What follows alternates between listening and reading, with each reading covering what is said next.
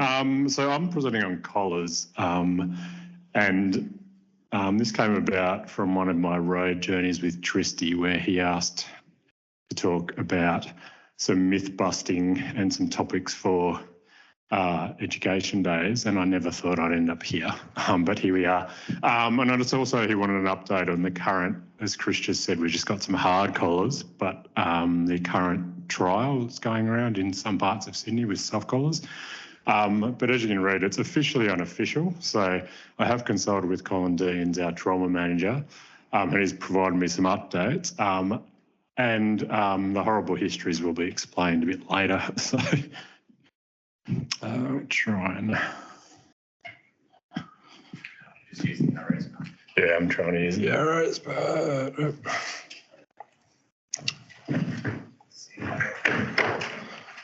I'll just come down here anyway. Just a look at it.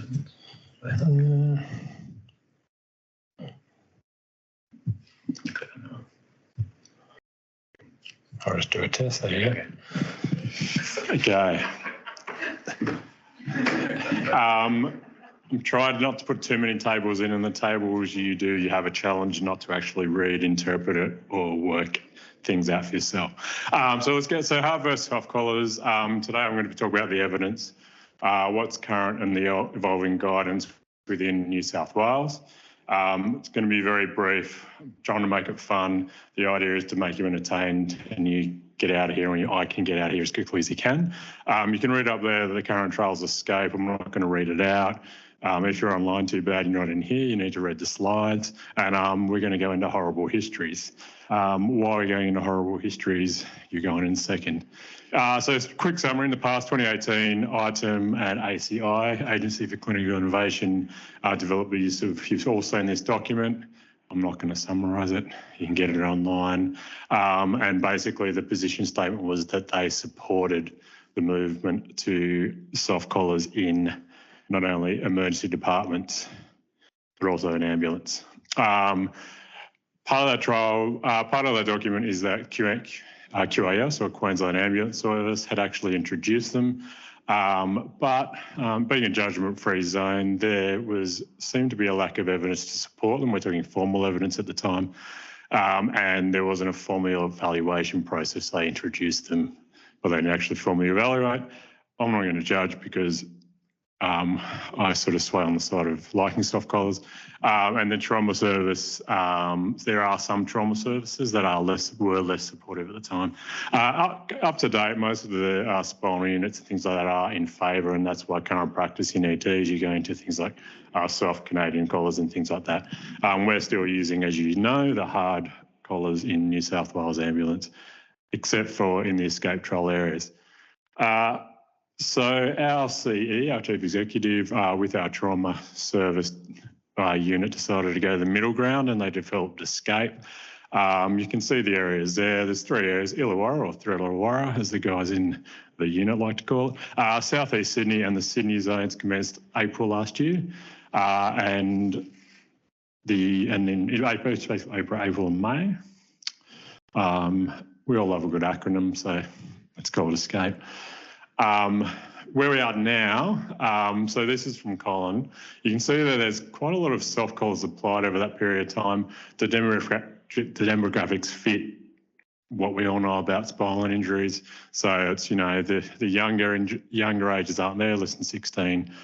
It's the middle ground, mostly blokes, and 34% over 65 years. But it's quite indicative that there's only 8, actually, they're confirmed on follow-up spinal injuries out of those 1,844.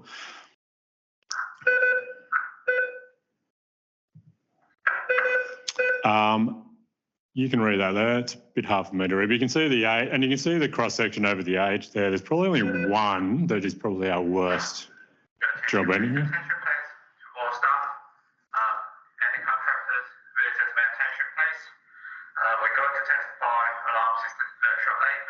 Perfect. I'll push on, hey?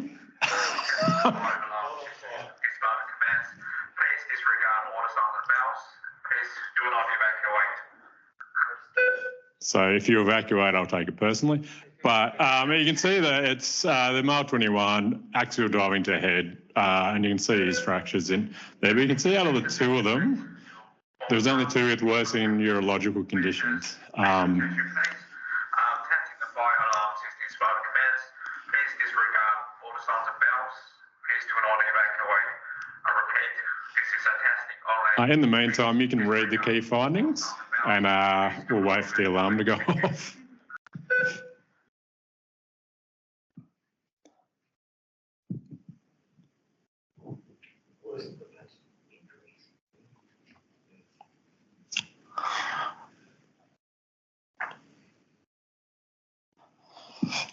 Let me know if you haven't finished reading that.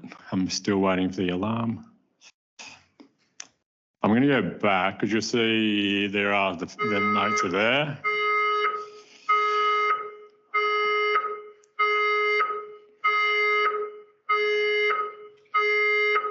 An incident has been detected in the building. Please prepare to evacuate. My presentation. Wait further instructions.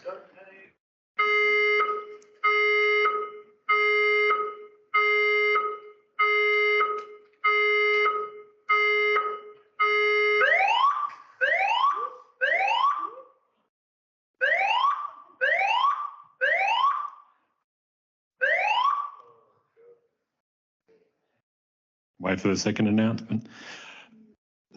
So you can see the key findings. They relate to the gentleman, the fourth one down, who was an 80-year-old from here, fall from height, and his injury profile is there. And the second one is the second one down. It's the fall backwards from chair.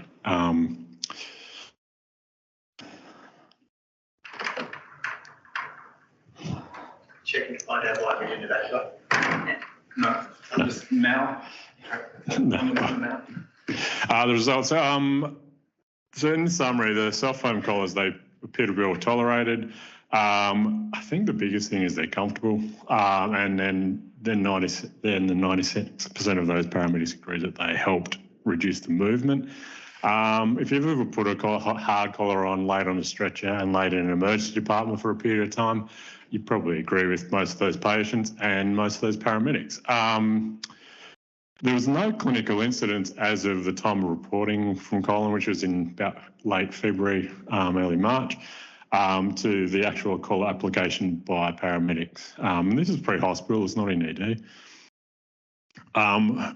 Where we are now is basically they've met the target of number of applications.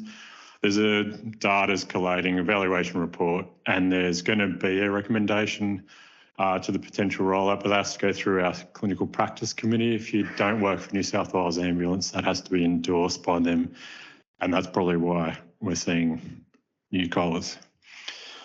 Moving on, this is probably, I don't like to use the word fun, but this is probably where we're going into the business is over, and we're going to horrible histories in the Mythbusters section. As I said, I wasn't meant to be here. Tristy's thrown me under the bus, but we were discussing some of the topics we could think about, and I think if most of us who work in the pre-hospital world have been to a hanging, the first thing that myself as a paramedic and most paramedics will put on is a collar, and then managing those patients with a collar on, including intubation, RSI, and the extrication, all those factors. It gets implicated by having that C collar on. This is all anecdotal, and it's, remember, I'm driving down to Bowral, it's an hour and a half, and I'm with Tristy, and I mentioned, and I don't know where he got it, I don't think we should put in collars on every single hanging we go to.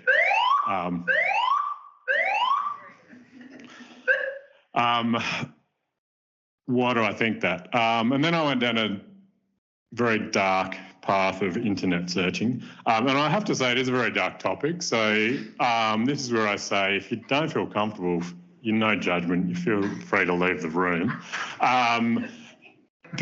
Because when you're doing Google searches and Lifeline comes up, and it's probably indication, and that's not a joke, but yeah, it is a very dark topic. I'm going to be trying to be respectful. I'm going to be trying to be educational. Notice how education was lowered down on that tier. It's a subheading. But also, I'm not going to go through things like criteria clearance criteria, zones of spinal or neck injury, you're all smart enough and you can all do a Wikipedia search like I've done. But what we're going to do is we're going to talk about hanging, because we've all been to them, I'm assuming. We've all heard about them. We've seen it on Game of Thrones, you know, name your medieval series. But I'm going to describe hanging to you. There are types of hanging. Thank you.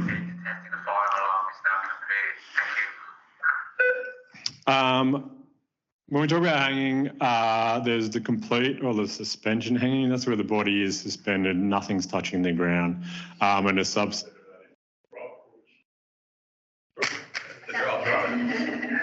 You might have lost power.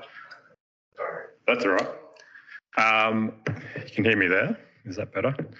I've got a big voice. But complete or drop, the gallows is your true drop hanging, where the body drops from a height, and then we're hoping to break the person's neck.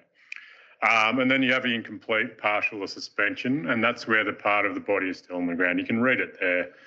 And often that's where the person has actually forced the compression or basically suspension into a grot or a rope, different types of things. This is probably the most clinical part you're going to get out of me. So these are the types of hanging injuries. And if we go through them, the compression injury of the carotid arteries is probably a key cause of death in hangings. It is not the final one, the cervical spine fracture with basically traumatic spinal cord injury or even basically disruption. It's usually through dislocation. What is the reason for that? I did start going down the forensic path, and this is where it starts.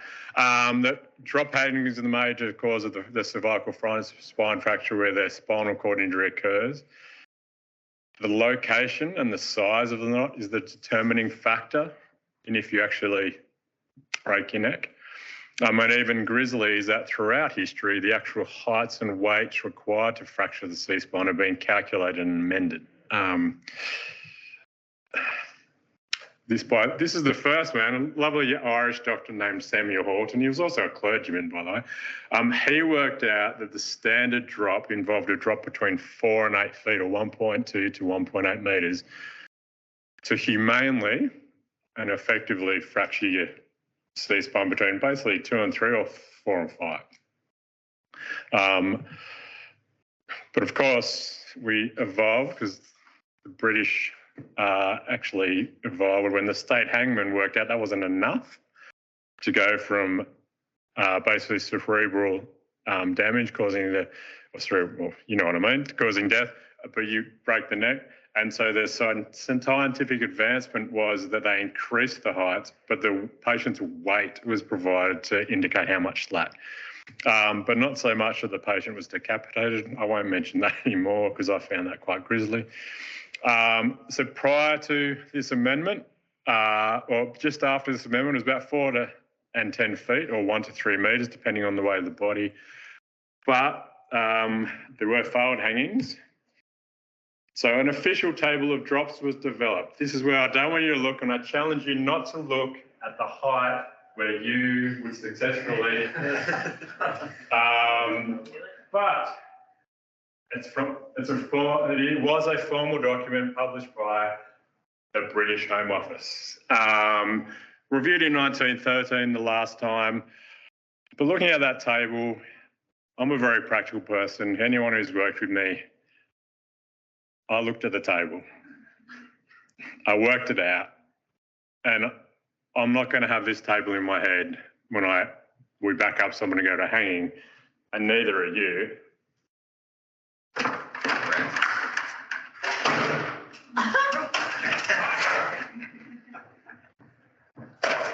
Would you mind putting the flatter for me, Angus? How long do you want me to go? I'm 6'2" and a bit. You're 6'2" and a bit. I'm not. I'm not 89 kilos. I'm going to put this ladder for Angus. Yeah. How much do you weigh, Angus, according to the chart?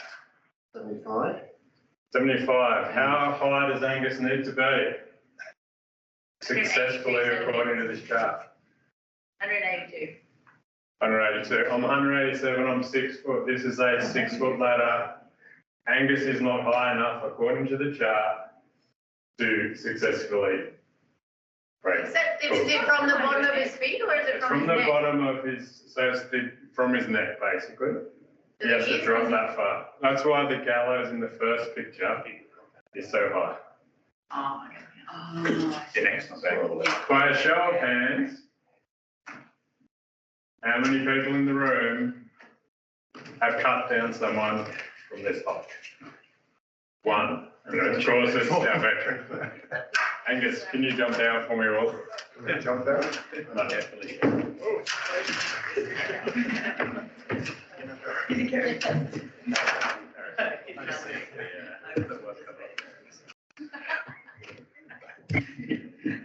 Moving on. You notice in the notes there, I didn't highlight it, that the hangman actually ignored the official table because they weren't successfully, or they were failed attempts because of this reason, because the drops weren't long enough. Basically, the goal is to generate enough power is to fracture the neck of the second and third or the fourth and fifth cervical vertebrae, and it was to provide the most humane death. Every person who's a doctor in this room knows what this image is showing, I'm assuming. So this is a hangman's fracture. How do we get this? And the only way you can achieve this is the hangman will place the knot underneath or submental the neck. So as you dropped, it hyperextended your head and it basically caused the hangman's fracture. It's grisly, sorry. But when the knot is enough is when the knot is suboral or oral, and it actually provides more complex injuries, and that's where you have the ligamentous injuries and all the other ones listed in the other list.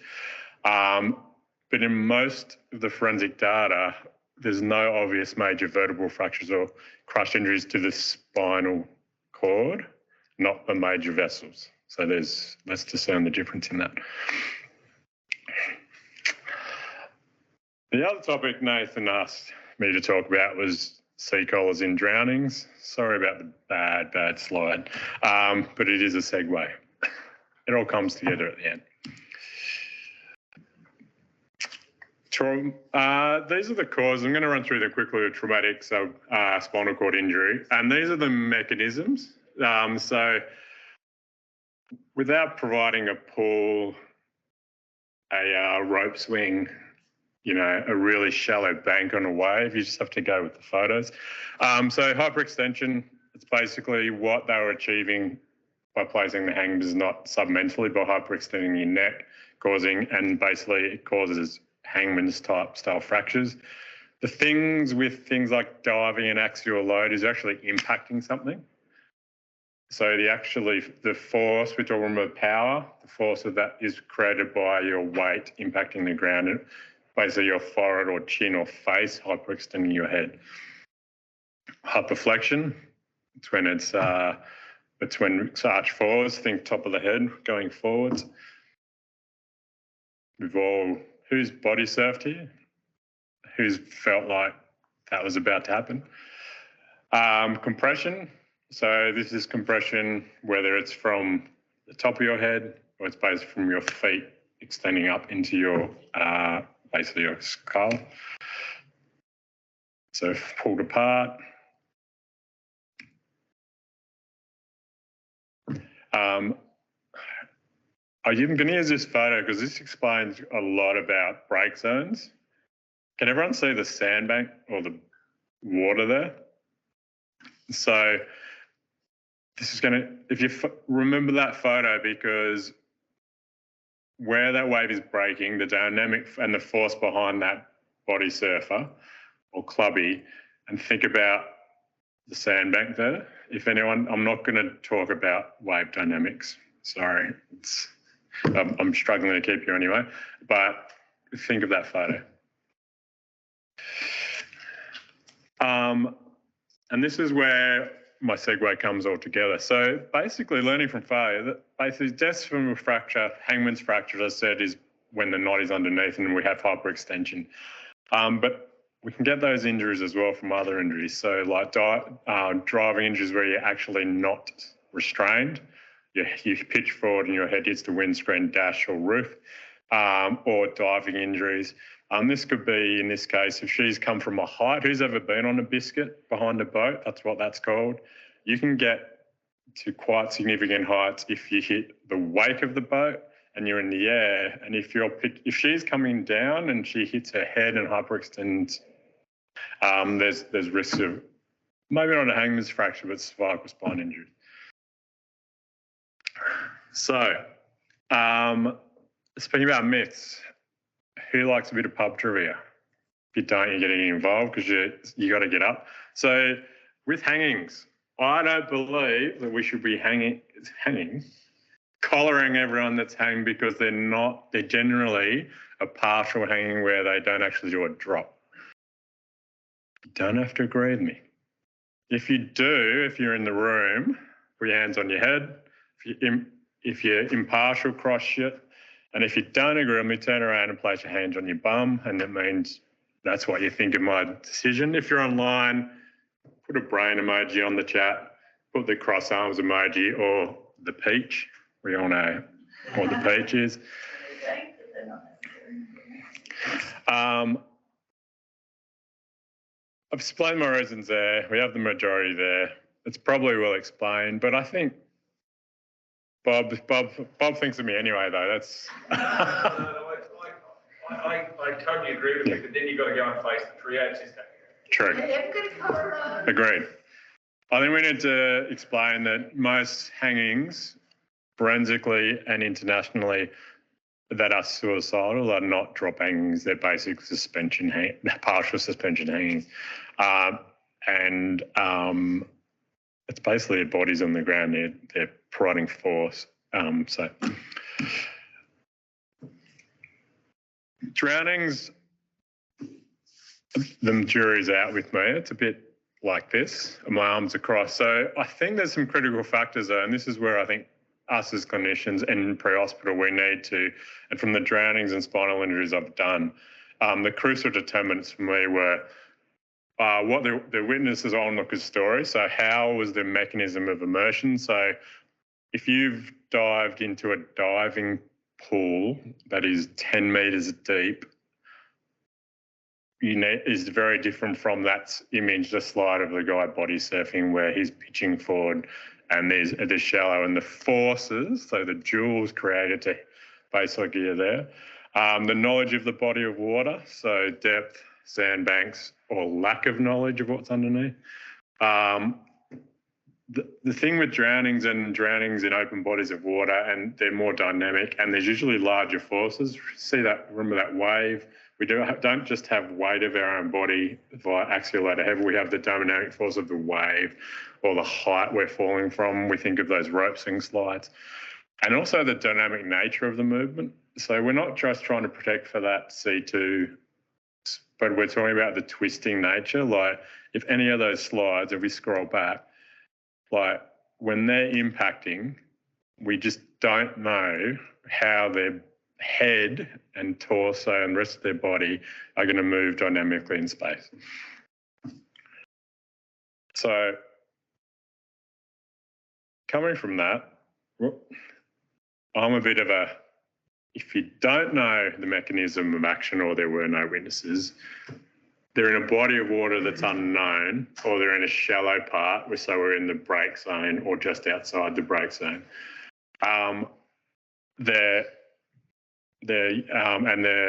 You need to put a collar on them. If those things are known, if the body of water is known and it was actually witnessed, so they've fallen off a boat in the middle of the harbour and they haven't had a head strike, then we need to say no. Again, by a show of hands or emojis, let me know how you feel.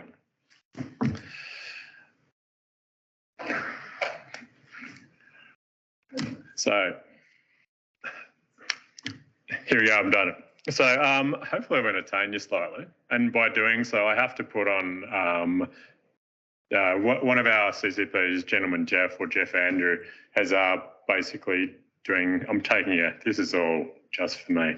As I said, there was a lot of Lifeline sort of posts popping up when I was doing my search for this. And that just reminded me that the push-up challenge this month, which we're doing, I wasn't going to do it because 1st of June is my birthday, and that's the last thing I really want to be doing on my birthday. But push-up challenge, it is for Lifeline this year. Of course, we've got to have a helicopter photo and an aeromedical talk. There it is.